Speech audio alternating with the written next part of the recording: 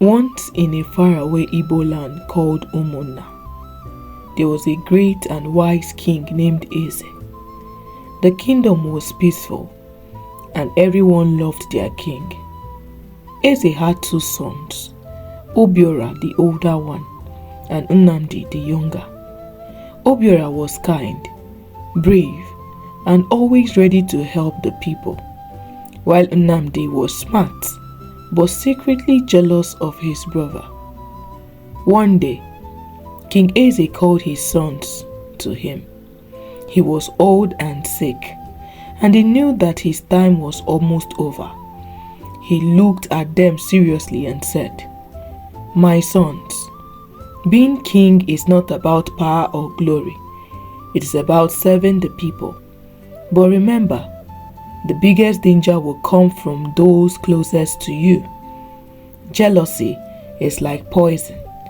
Beware of it." Obiora listened carefully to his father's word, but Nnamdi felt angry inside.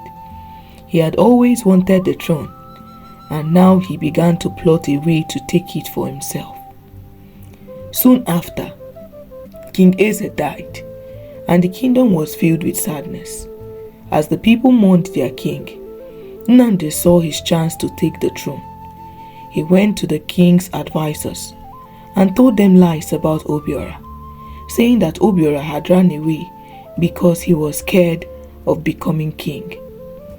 Obiora, heartbroken and confused by the lies, was sent into exile, banished from the kingdom. He walked alone into the wild forest while Nnamdi was crowned king in his place. Obiora wandered through the deep, dark forest for many days. He felt lost, not just in the forest, but inside himself. He questioned everything. Maybe I wasn't meant to be king. Maybe I'm not strong enough.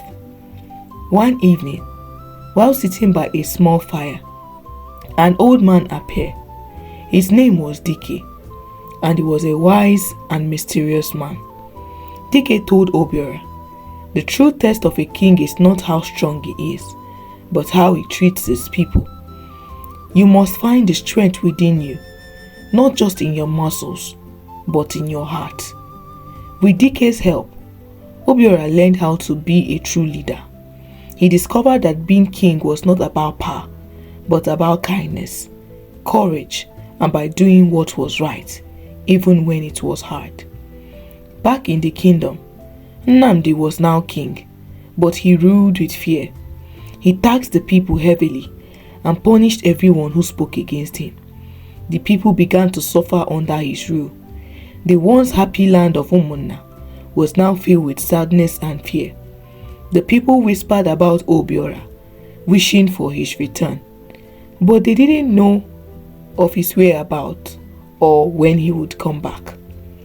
Nnamdi, though he was king, felt uneasy. He heard rumors that Obiora was alive, and it made him nervous. He began to sleep less, always watching his back, afraid that his brother would come one day. After many months, Obiora decided it was time to go back and save his people from Nnamdi's cruelty. He returned quietly, meeting with his old friends and the villagers who believed in him. Together, they made a plan to confront Nnamdi and take back the throne. The night came when Obiora would face his brother. It was during a big festival in the kingdom. The people were dancing and singing, but inside the palace, things were tense. Obiora and his friends snuck into the palace, and soon he stood face to face with Nnamdi. In the palace, under the full moon, Obiora and Nnamdi met for a final showdown. Nnamdi was filled with anger and hate, while Obiora stood firm, ready to fight not for himself, but for the people. The battle was fierce.